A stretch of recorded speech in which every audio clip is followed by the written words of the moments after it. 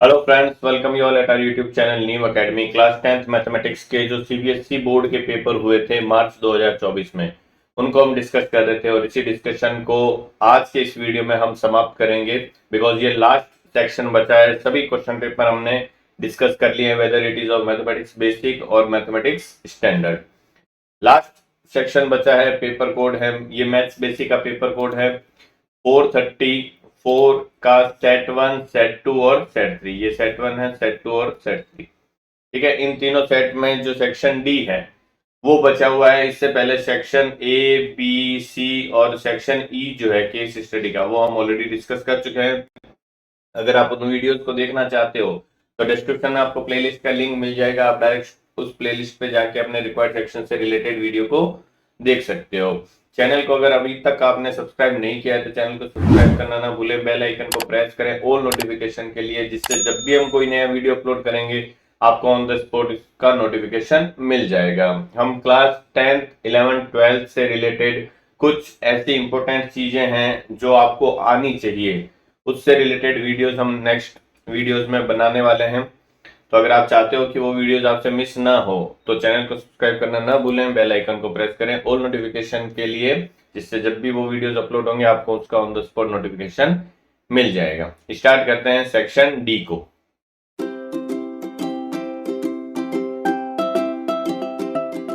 जो section D होता है वो लॉन्ग आंसर टाइप क्वेश्चंस का होता है।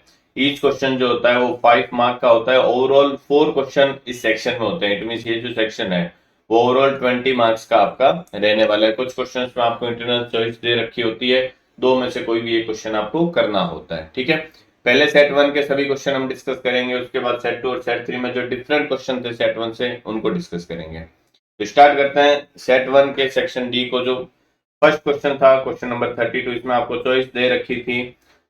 पहले हम ए पार्ट करते हैं, उसके बाद में बी पार्ट करेंगे, है ना। ए पार्ट क्या कह रहा है, देखो, two cubes each of volume 125 centimetre cube are joined end to and.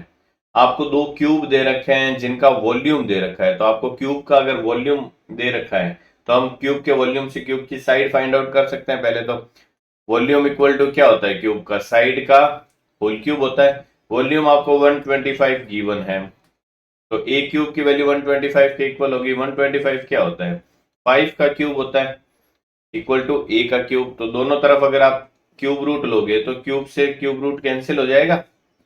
इस तरीके से आप क्यूब रूट लोगे दोनों तरफ, है ना। तो इस तरीके से क्यूब से क्यूब रूट कैंसिल हो जाएगा। तो यहाँ से जो ए है मीन साइड है वो क्या आ जाएगी आपकी 5 सेंटीमीटर क्यूब में है, तो ये आ जाएगी सेंटीमीटर में, है ना। वॉल्यूम सेंटीमीटर क्यूब में है तो साइड सेंटीमीटर में आएगी। अब 5 सेंटीमीटर साइड के दो क्यूब्स को एंड टू एंड ज्वाइन किया है। किस तरीके से, देखो, मैं क्यूब ले लेता हूं सबसे पहले तो। ये मैंने क्यूब ले लिया, सपोज ये एक क्यूब है जिसकी साइड कितनी है, 5 है। ठीक है, इसी को मैं एक बार और ले लेता हूं और एंड टू एंड ज्वाइन कर देता हूं इस तरीके से, है ना। ये देखो, दो cube end to end join हो गए इस तरीके से। तो ये दो क्यूब अगर ज्वाइन हुए हैं एंड टू एंड तो अब क्या बन गया, ये एक क्यूबॉइड बन गया। ठीक है, क्यूब की साइड 5 थी, इट मींस ये जो है ये 5 था, ये 5 सेंटीमीटर है ये साइड, और ये भी साइड क्या है 5 सेंटीमीटर। तो अब जो रिजल्टिंग क्यूबॉइड बना है उसकी जो लेंथ है वो क्या होगी, फिर 5 + 5 10 सेंटीमीटर होगी। क्या इसके विड्थ में कोई चेंज आया है क्या, क्यूब की विड्थ तो अभी भी कितनी है 5 सेंटीमीटर ही है, और क्यूब की जो हाइट है वो अभी भी कितनी है 5 सेंटीमीटर है। ओके, तो अब हमें इस क्यूबॉइड का क्या फाइंड आउट करना है, find the volume and the surface area of the resulting cuboid. तो क्यूबॉइड का वॉल्यूम क्या होता है, सबसे पहले तो मैं यहाँ पे लिख लेता हूं कि एल कितना है, इसका लेंथ 10 सेंटीमीटर हो गया, ब्रेड्थ कितनी होगी 5 सेंटीमीटर, और हाइट भी कितनी होगी इसकी 5 सेंटीमीटर। तो अगर मैं वॉल्यूम की बात करता हूं, इसके रिजल्टिंग क्यूब का जो वॉल्यूम आएगा वो क्या होता है, L into B into H होता है। एल आपको 10 गिवन है, बी 5 गिवन है और एच भी 5 गिवन है। तो ये हो जाएगा 5 5 25 इंटू 10 250 सेंटीमीटर क्यूब। और वो तो हो गई ना, क्योंकि एक ये जो क्यूब है इसका वॉल्यूम कितना था, 125 था ना सेंटीमीटर क्यूब। तो 2 क्यूब ले लिया आपने, तो 125 प्लस 125 कितना होगा, 250 होगा। आई बात समझ में? तो इससे आप क्रॉस वेरीफाई कर सकते हो। नेक्स्ट मैं बात करता हूं सरफेस एरिया की। अब यहाँ पे देखो सिर्फ सरफेस एरिया लिखा है, टोटल सरफेस एरिया नहीं लिखा है, ध्यान रखना। अगर टोटल सरफेस एरिया लिखता तो मैं total surface area find out करता, बट यहाँ पे ओनली सरफेस एरिया की बात की है। तो सरफेस एरिया जो होता है वो क्या होता है, 2 × हाइट लेंथ प्लस ब्रेड्थ, ये होता है। तो ट्वाइस इंटू हाइट कितनी है आपके पास में, 5 है, into L plus B. L plus B कितना होगा, 10 प्लस 5। तो ये हो जाएगा 5 2 ज़ा 10 इंटू 10 प्लस 5 कितना हो गया, 15। तो आपका जो सरफेस एरिया आएगा वो कितना आ जाएगा, 150 सेंटीमीटर स्क्वायर, बिकॉज एरिया जो होता है वो किस में होता है, स्क्वायर में होता है। तो ये इस क्वेश्चन का आपका आंसर हो जाएगा। इसी के और मैं आपको इंटरनल चॉइस दे रखी है, देखो क्या दे रखा है। A solid is in the shape of a cone surmounted on A hemisphere. जो कोन है वो हेमिस्फेयर के ऊपर सरमाउंटेड है। तो सबसे पहले तो मैं एक हेमिस्फेयर ले लेता हूं इस तरीके से, है ना, ये हेमिस्फेयर हो गया मेरा। इसके ऊपर कौन सरमाउंटेड है, ये मैंने इसको ऊपर कौन सरमाउंट कर दिया इस तरीके से, ठीक है, ये सॉलिड बन रहा है। A solid is in the shape of a cone surmounted on a hemisphere with both their diameters being equal to 7 centimetre. अब डायमीटर 7 सेंटीमीटर है तो इसकी जो रेडियस है वो क्या हो जाएगी, 7/2 हो जाएगी, ठीक है, मीन्स 3.5 सेंटीमीटर हो जाएगा radius. And height of the cone is equal to its radius. तो जो हाइट है कॉन की वो इसके रेडियस के इक्वल है, मीन्स ये भी कितनी है, 3.5 centimetre. Find the volume of the solid. तो हमें इस सॉलिड का क्या करना है, वॉल्यूम फाइंड आउट करना है। तो सॉलिड का अगर वॉल्यूम फाइंड आउट करना है तो कौन का वॉल्यूम आ जाएगा, एक तो एक हेमिस्फीयर का वॉल्यूम आ जाएगा ना। तो वॉल्यूम ऑफ द सॉलिड जो होगा, वॉल्यूम ऑफ द सॉलिड किसके इक्वल आ जाएगा, volume of cone plus volume of hemisphere, है ना। कोन का वॉल्यूम क्या होता है, 1/3 पाई आर स्क्वायर एच, ओके। और हेमिस्फेयर का वॉल्यूम क्या होता है, 2/3 पाई आर क्यूब। कॉमन क्या आ रहा है, देखो डिवाइड में 3 कॉमन आ रहा है, पाई कॉमन आ रहा है, आर स्क्वायर कॉमन आ रहा है ना। तो मैं 1/3 पाई आर स्क्वायर तो कॉमन ले लेता हूं, यहाँ एच बच जाएगा और यहाँ क्या बच जाएगा, ट्वाइस ऑफ आर। सिंप्लीफाई करता हूँ, 1/3 पाई की वैल्यू 3.14 नहीं दे रखी तो मैं 22/7 यूज लूंगा। आर स्क्वायर, आर कितना है, 3.5 है ना। तो मैं 7/2 लिख लेता हूँ बिकॉज कैंसिल करने में इजी रहेगा ना। तो 7/2 इंटू 7/2 हो गया R square, into H plus R. H कितना है आपका, 7/2 है ना। एच है 7/2 और आर भी है 7/2। तो ये 7/2 प्लस 2 टाइम्स 7/2 आ जाएगा। 2 से ये 2 कैंसिल हो गया, 7 ओवरऑल कॉमन आ जाएगा। तो इसको मैं फर्दर सिंप्लीफाई कर लेता हूँ। पहले तो देखो जो कट रहा है उसको काट देता हूँ। 7 से एक 7 कैंसिल हो जाएगा, 2 से 22 कैंसिल हो जाएगा, 11 आ जाएगा। तो आपके पास में फिलहाल क्या आ गया है, थोड़ा सिंप्लीफाई करने के बाद में देखो 11 इंटू 7 तो न्यूमरेटर में बच गया और डिवाइड में क्या बच गया, 3 इंटू 2 इंटू देखो 7 कॉमन आ जाएगा यहाँ से।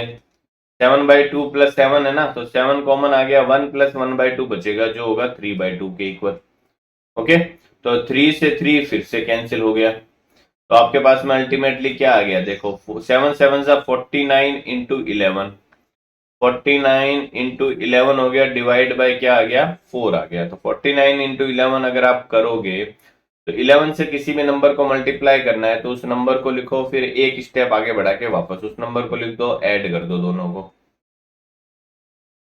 ठीक है। तो ये आ गया 539 डिवाइड बाय 4। 4 से डिवाइड करना है, 4 1 जा 4, 1 3 आ जाएगा, 4 3 जा 12, 1 9 आ जाएगा, 4 4 जा 16, 3 बच जाएगा, पॉइंट लगाऊंगा 0 आ जाएगा, 3 0, 4 7 जा 28, 2 0 बच जाएगा और ये आ जाएगा 5।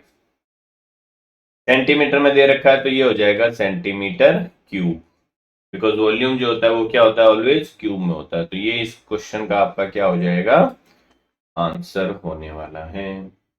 नेक्स्ट क्वेश्चन नंबर 33, ये क्या दे रखा है, देखो, a contractor plans to install 2 slides for the children to play in a park.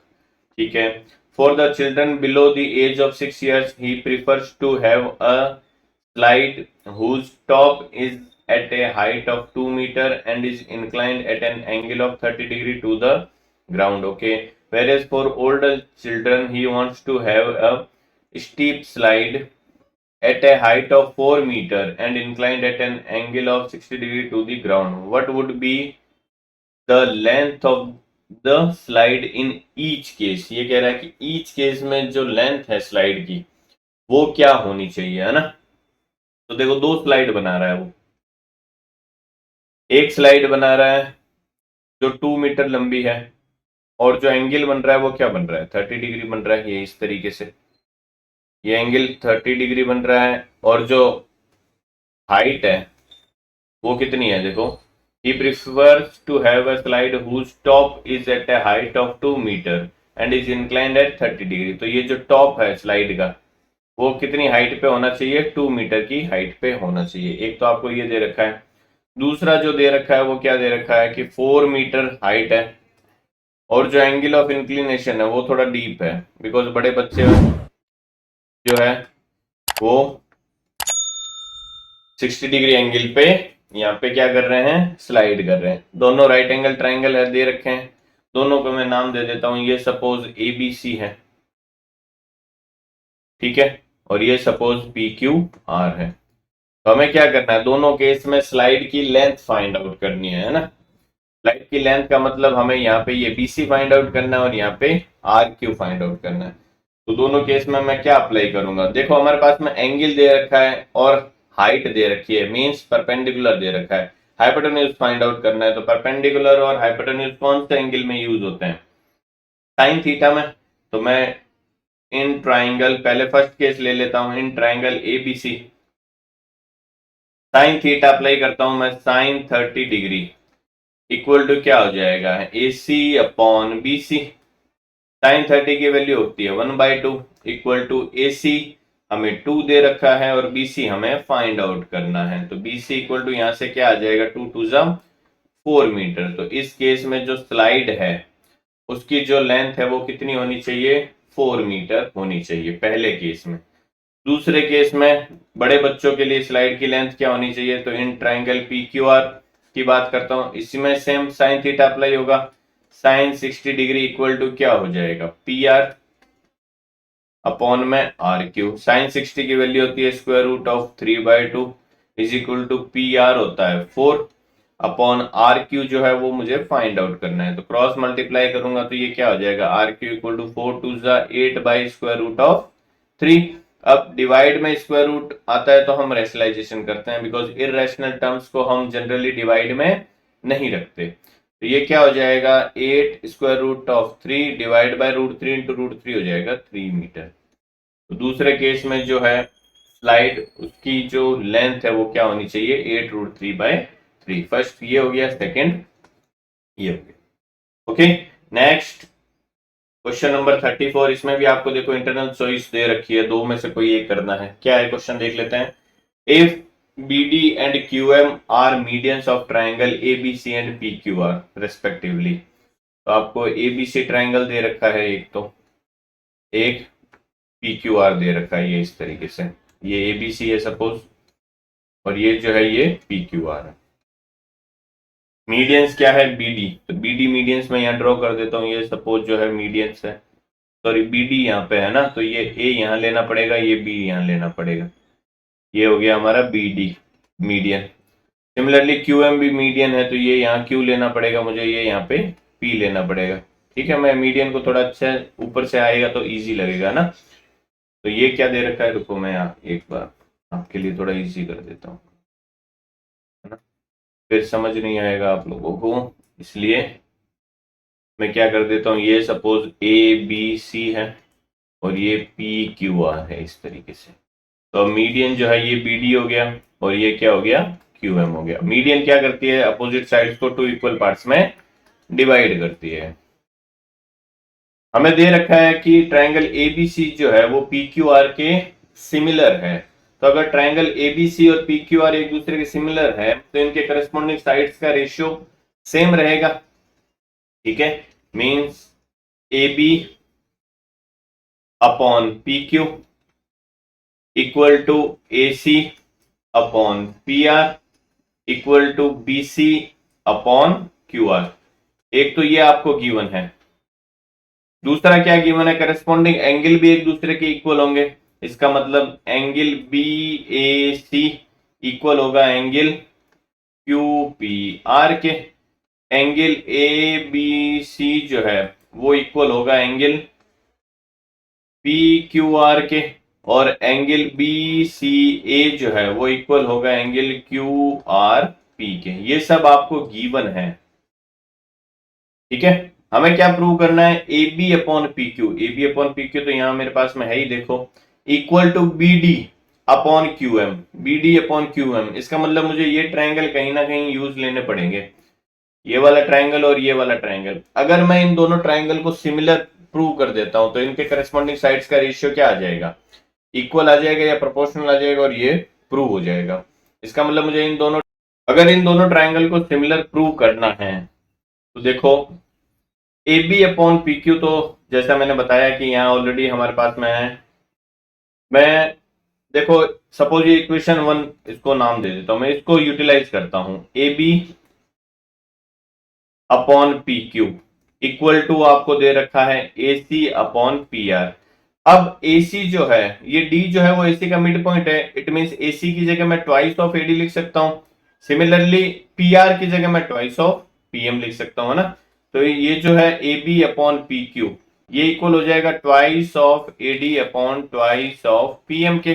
2 से 2 कैंसिल हो गया, इसका मतलब हमारे पास में क्या आ गया, A B upon P Q equal to A D upon P M आ गया। ठीक है, और देखो एंगल बी ए सी जो है, मीन्स ये वाला एंगल, इस वाले एंगल की मैं बात करता हूं, ये आपको इक्वल दे रखा है इसके। तो अगर ये एंगल इक्वल है और ये दो करस्पॉन्डिंग साइड्स क्या आ रही है, एक दूसरे के प्रोपोर्शनेट आ रही है, तो क्या ये दोनों ट्रायंगल एक दूसरे के इक्वल सिमिलर नहीं हो जाएंगे, है ना। तो मैं सपोज इसको इक्वेशन 2 नेम दे देता हूं, ये 3 है और ये 4 है सपोज। तो फ्रॉम इक्वेशन 2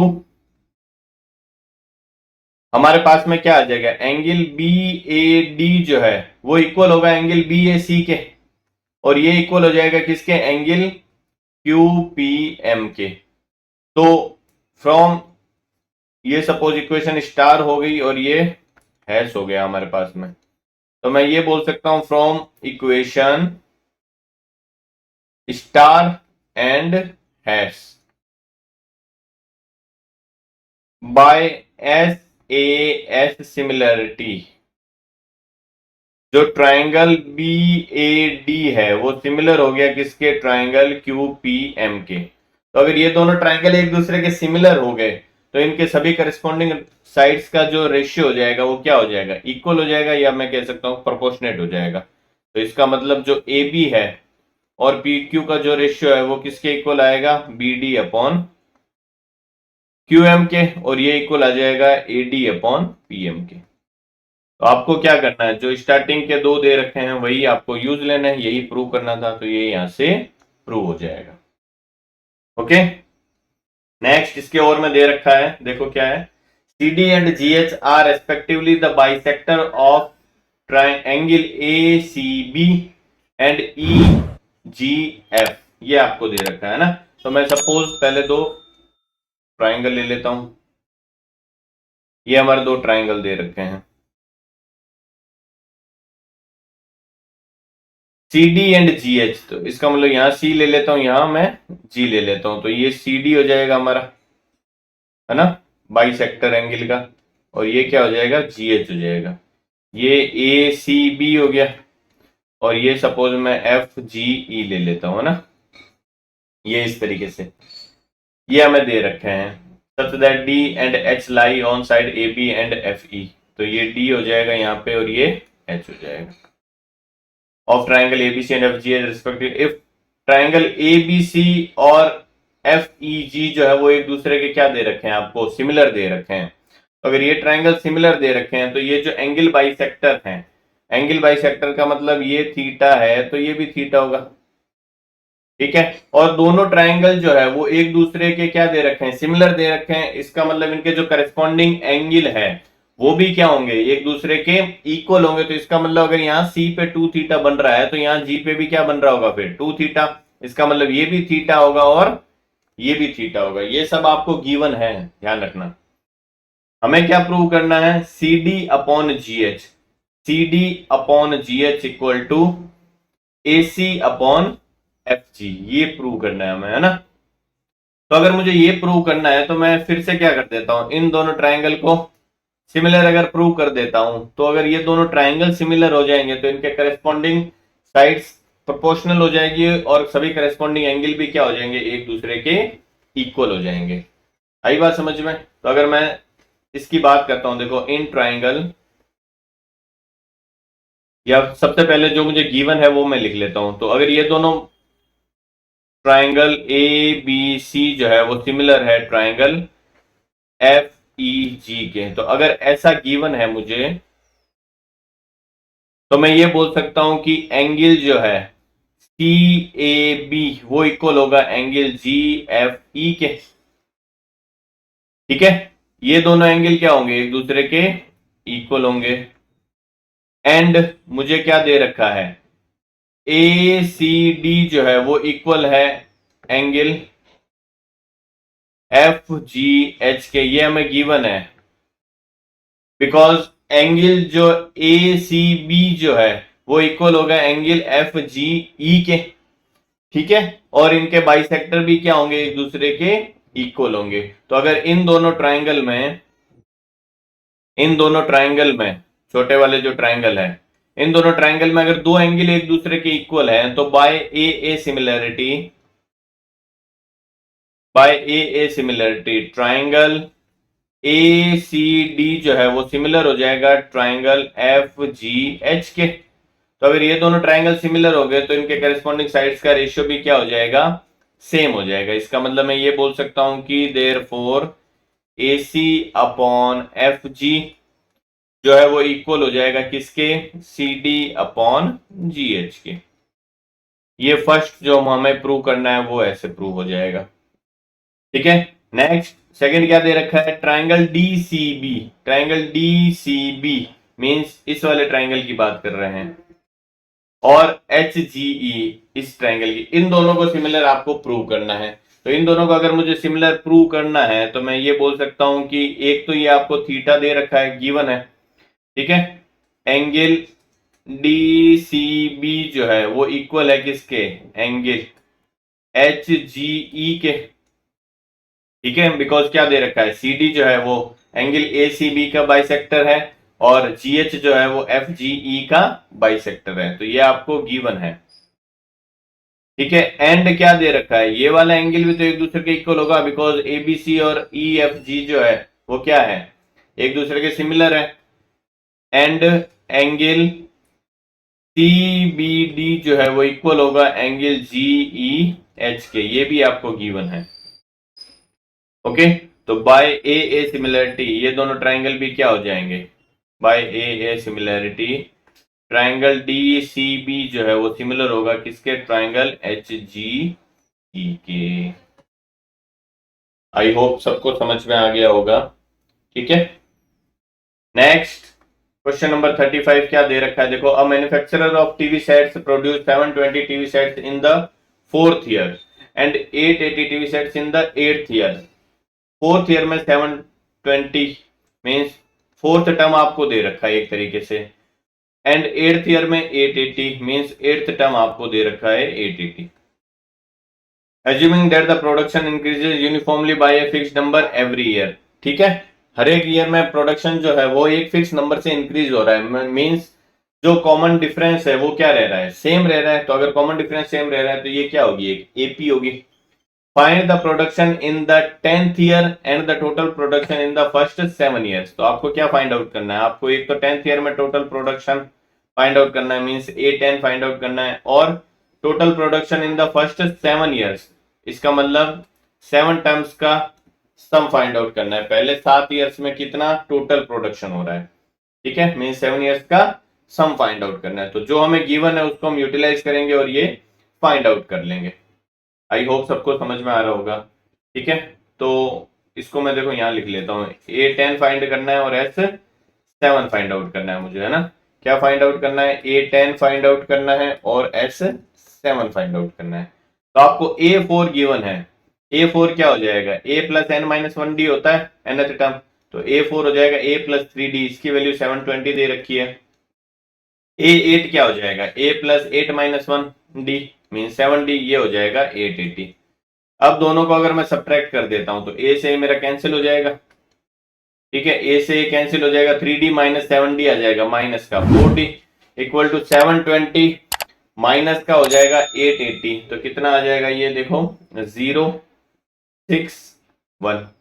तो 4D की वैल्यू आ गई, माइनस का आएगा बिकॉज माइनस का 880 बड़ा है, माइनस से माइनस कैंसिल हो जाएगा, D से 160 कैंसिल हो जाएगा 40 टाइम्स, तो D की वैल्यू क्या आ गई आपके पास में 40 आ गई। मीन्स ईच ईयर जो कांस्टेंट इंक्रीज हो रहा है वो क्या आ गया आपके पास में 40 आ गया। अब ये 40 की वैल्यू आप इन दोनों में से किसी भी एक इक्वेशन में सब्स्टिट्यूट कर देते हैं। सपोज मैं फर्स्ट इक्वेशन में सब्स्टिट्यूट करता हूं तो हमारा जो A है वो क्या आ जाएगा, देखो A plus 3 times D means 40 equal to 720 हो गया। तो A इक्वल टू क्या आ गया 40 इंटू 3 120 हो गया, ये 120 इस साइड जाएगा, माइनस का हो जाएगा, तो 720 माइनस 120 क्या आ जाएगा 600।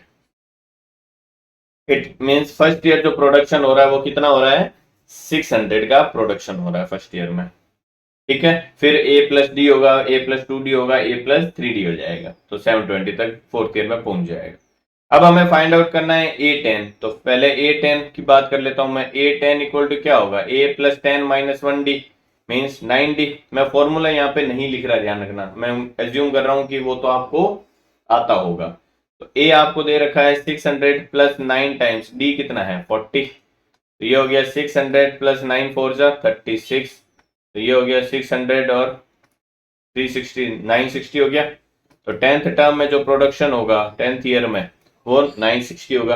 अब हमें फाइंड आउट करना है सम ऑफ 7 ईयर्स का, तो S7 फाइंड आउट करना है। तो Sn जो होता है वो क्या होता है n/2 2a, ठीक है, 2a plus n minus 1 into D होता है ना। अगर मैं फॉर्मूला लिखना चाहूँ Sn का, ये हो जाएगा n/2 2a plus n minus 1 into D. अब n की जगह मैं क्या पुट कर रहा हूँ 7 पुट कर रहा हूँ, तो S7 इक्वल टू क्या हो जाएगा ये 7/2 ट्वाइस ऑफ A कितना है 600 प्लस n माइनस 1, n कितना है 7 माइनस 1 करूंगा तो ये 6 हो जाएगा, D कितना है हमारे पास में 40। तो यहां से ये देखो क्या आ जाएगा 7/2, तो एज इट इज रहने देता हूँ एक बार में, ये हो जाएगा 1200 और ये हो जाएगा 6 4 जा 24 240, तो ये हो जाएगा 1440, है ना। तो आपके पास में अल्टीमेटली क्या आ जाएगा, इसको मैं थोड़ा हटा देता हूं, देखो यहां से इसको अगर हटा देता हूं तो आपके पास में आ जाएगा 7/2 इंटू 1440।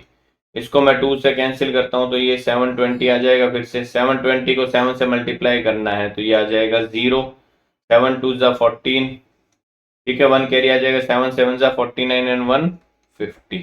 तो आपका जो आंसर आएगा S7 वो कितना आ जाएगा 5040, ये आपका आंसर हो जाएगा। इसमें एक ये आंसर हो गया, एक ये आंसर हो गया। नेक्स्ट, ओके, जो सेट 2 और सेट 3 में डिफरेंट क्वेश्चन है वो देख लेते हैं फटाफट। क्या है पहला different question, from a point P on the ground the angle of elevation of the top of a 15 metre tall building is 30 degree, a flag is hoisted at the from a point P on the ground, the angle of elevation of the top of a 15-meter tall building is 30 degree. A flag is hoisted at the top of the building and the angle of elevation of the top of flag step from P is 40 degree. ये क्या कह रहा है कि एक building है ना, building की हाइट आपको दे रखी है कितनी 15 मीटर, एक पॉइंट P से इसका एंगल ऑफ एलिवेशन जो बन रहा है वो कितना बन रहा है 30 डिग्री बन रहा है, ये हमें गिवन है यहाँ पे, ठीक है। अब इस बिल्डिंग के ऊपर एक फ्लैग होस्टेड किया गया है इस तरीके से, इसके टॉप का जो एंगल ऑफ एलिवेशन है वो कितना बन रहा है 45 डिग्री, ये 45 दे रखा है, ठीक है, find the length of the flag staff and the distance of the building from the point P. ये पॉइंट पी है, ये बिल्डिंग की डिस्टेंस है, तो ये सपोज पी है तो ये क्यू ले लेता हूँ, ये आर ले लेता हूँ, ये एस ले लेता हूँ। ठीक है, हमें क्या फाइंड आउट करना है, एक तो length of flag staff find out करना है, मीन्स ये फाइंड आउट करना है एच। ठीक है, एक ये distance P Q find out करनी है हमें।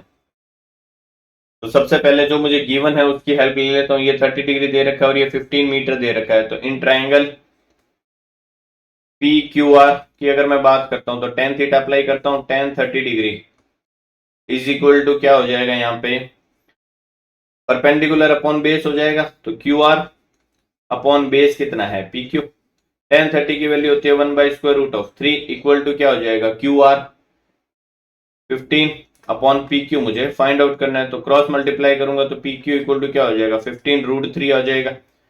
ओके, ये 15√3 हो गया। इसको मैं एग्जैक्ट अगर फाइंड आउट करना चाहूं तो √3 की वैल्यू आपको दे रखी है 15 इंटू 1.732। 15 से इसको मल्टीप्लाई करूंगा तो 15 टू जा कितना हो गया 30 हो गया, 0 आ गया, 3 कैरी आ गया, 15 3 जा 45, 45 एंड 3 हो गया 48, 4 कैरी आ गया, 15 7 जा कितना हो गया 105, 105 और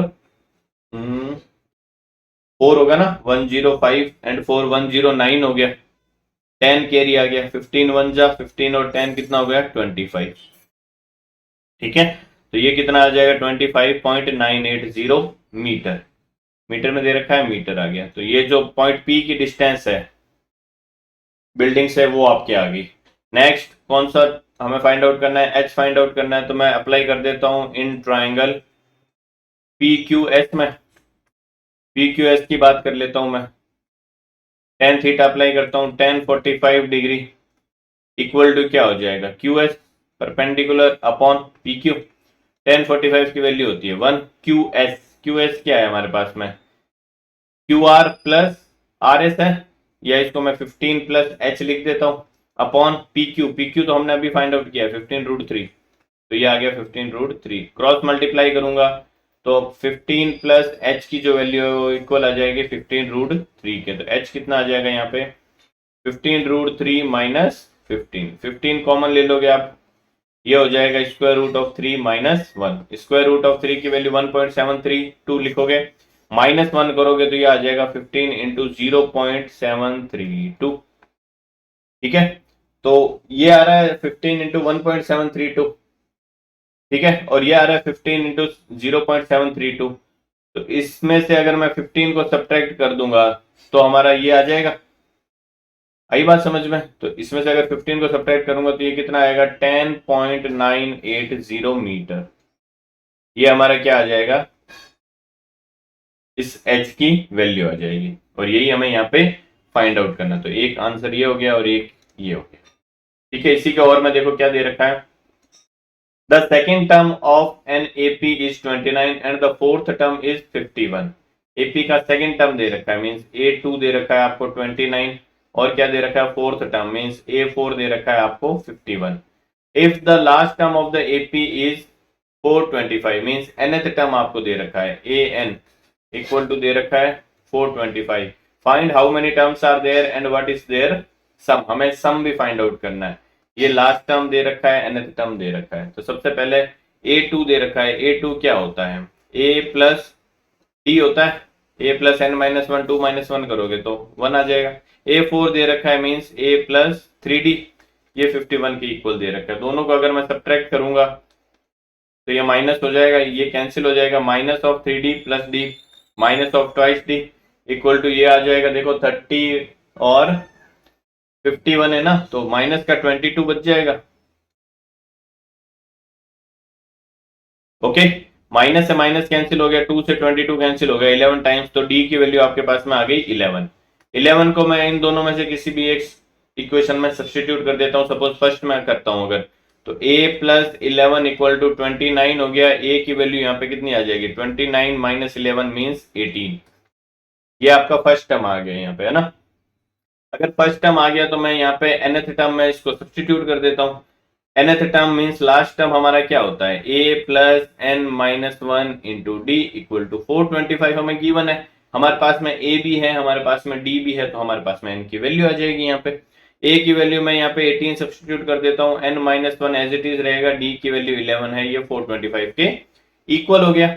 18 को इस साइड भेज देता हूँ, तो 11 टाइम्स n माइनस वन की जो वैल्यू है वो कितनी आ जाएगी, 425 माइनस 18, है ना, तो ये आ जाएगा 405 प्लस 2 407।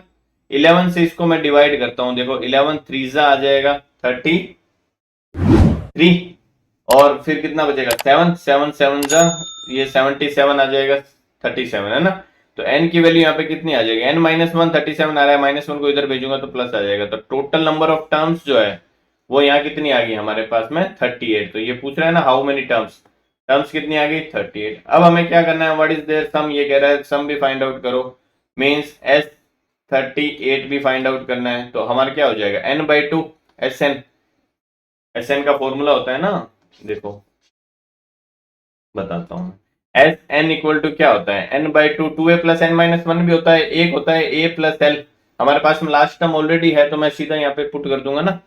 तो एस 38 जो है वो किसके इक्वल आ जाएगा, 38 by two, A first term 18 plus last term कितना दे रखा है 425, ठीक है, तो ये आ जाएगा 19, और ये कितना आ जाएगा, देखो 18 अगर मैं ऐड करता हूं तो ये 443 आ जाएगा। 443 को 19 से क्या करना है, हमें मल्टीप्लाई करना है, तो 19 थ्री जा कितना हो गया 57, 5 कैरी, 19 फोर जा कितना हो गया 76, ठीक है, 76 और 5 कितना हो गया 81, 8 कैरी आ गया, ये फिर से 19 फोर जा 76 और प्लस 8 करोगे तो 84, ये क्या आ जाएगा आपके उन सभी टर्म्स का सम आ जाएगा, ठीक है। तो एक ये आंसर हो गया, एक ये आंसर हो गया आपका फाइनल। नेक्स्ट जो डिफरेंट क्वेश्चन है सेट 3 में है, क्या है देखो, if the sum of the first 7 terms of the AP is 91 and that of the first 17 terms is 561, means इस बार आपको सम दे रखा है, S7 आपको दे रखा है 91 है, और S17 जो दे रखा है वो 561 दे रखा है, then find the sum of first n terms and hence find the nth term, आपको n टर्म्स का सम फाइंड आउट करना है और nth टर्म भी फाइंड आउट करनी है ना।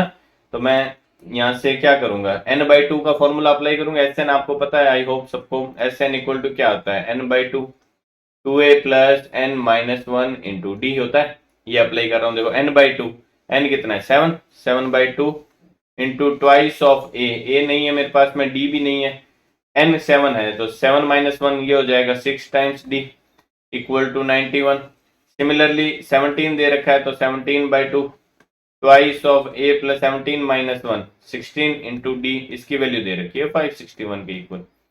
कुछ कैंसिल हो रहा है तो मैं कैंसिल करूंगा, देखो 7 से 91 कैंसिल हो जाएगा, 7 1 7 7 3 जा, ठीक है 21, और 2 यहां से देखो कॉमन आ जाएगा, 2 कॉमन आ जाएगा तो ये a बच जाएगा और ये यहाँ पे 3 बच जाएगा और ये 2 कैंसिल हो जाएगा, तो यहां से आपके पास में क्या आ जाएगा, देखो a plus 3d equal to 13। Similarly इसको सिंप्लीफाई करता हूं तो 17 से ये कितनी बार कैंसिल होगा, देखो 3 टाइम्स 51 और फिर 3 टाइम्स 51, है ना। सिमिलरली यहां से भी देखो 2 कॉमन आएगा तो ये 2 हट जाएगा और यहाँ पे 16 की जगह क्या आ जाएगा 8, तो a प्लस 8d की वैल्यू आपके पास में आ जाएगी 33। दोनों को क्या कर दूं, सब्ट्रैक्ट कर देता हूं, ये माइनस हो जाएगा, ये माइनस, ये कैंसिल हो गया, ये आपके पास में आ गया माइनस का 5d इक्वल टू ये आ गया माइनस का 20, माइनस से माइनस कैंसिल होगा, 5 से 20 कैंसिल हो जाएगा, d की वैल्यू आ जाएगी 4, ये कॉमन डिफरेंस आ गया। अब ये d की वैल्यू मैं दोनों में से किसी भी एक इक्वेशन में सब्सटीट्यूट कर दूंगा तो हमारे पास में a की वैल्यू आ जाएगी, सपोज मैं फर्स्ट इक्वेशन में सब्सटीट्यूट करता हूं तो a प्लस 3 टाइम्स d की जगह 4 रखूंगा, ये आ जाएगा 13, तो a कितना आ जाएगा हमारे पास में 1 आ जाएगा, फर्स्ट टर्म 1 आ गया।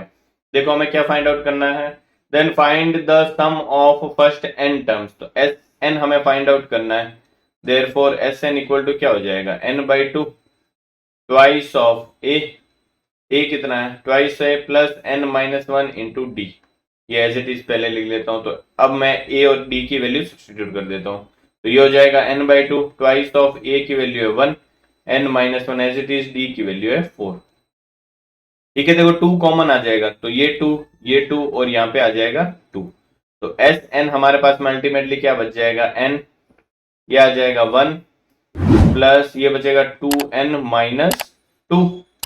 ठीक है, तो माइनस का 2 है, प्लस का 1 है, तो Sn आपके पास में क्या आ जाएगा, n इंटू 2n माइनस 1। ये आपका nth टर्म आ जाएगा, सम ऑफ n टर्म्स आ जाएगा ना। अब सम ऑफ n टर्म्स हमारे पास में आ गया, हमें क्या करना है, यहाँ tn भी फाइंड आउट करना है, nth टर्म भी है ना। तो tn जो है या an जो है वो क्या हो जाएगा, a plus n minus 1 into D, A की वैल्यू 1 है, plus n minus 1 into D की वैल्यू 4 है, तो ये आ जाएगा 1 प्लस 4n माइनस 4, ये आपके पास में आ जाएगा 4n माइनस 3, हमारा nth टर्म। ओके, नेक्स्ट जो लास्ट क्वेश्चन है, क्वेश्चन नंबर 35, क्या दे रखा है, statue 1.6 metre tall, it stands on a top of a pedestal. Okay, एक स्टेच्यू है वो पेडेस्टल के ऊपर खड़ा हुआ है, जिसकी हमें हाइट दे रखी है 1.6 मीटर, किसकी, स्टेच्यू की। तो ये मैं पेडेस्टल ले लेता हूं सपोज, ठीक है, इसके ऊपर ये कोई स्टेच्यू इस तरीके से खड़ा हुआ है, स्टेच्यू की हाइट हमें दे रखी है 1.6 मीटर। ठीक है, from a point on the ground the angle of elevation of the top of the statue is 60 degree and from the same point the angle of elevation of the top of the pedestal is 45 degree। Suppose ये कोई point है यहाँ पे P, इससे statue के top का जो angle of elevation है वो हमें 60 डिग्री दे रखा है, और पेडेस्टल के टॉप का जो एंगल ऑफ एलिवेशन है वो 45 दे रखा है। इसको मैं सेम ग्राउंड पे ले लेता हूँ, ये आपको 45 गिवन है और ये कितना गिवन है, 60 डिग्री। ठीक है, find the height of the pedestal, तो हमें ये पेडेस्टल जो है ये हाइट फाइंड आउट करनी है h। ओके, तो दो ट्रायंगल बना लेता हूं फिर से, वही ए बी सी और ये डी। ओके, तो पहले मैं ट्रायंगल ए बी सी की बात कर लेता हूं, in triangle A B C, triangle A B C की अगर मैं बात करता हूं तो एंगल कितना बन रहा है, 45 डिग्री, तो tan 45 क्या हो जाएगा हमारे यहाँ पे, B C upon A B.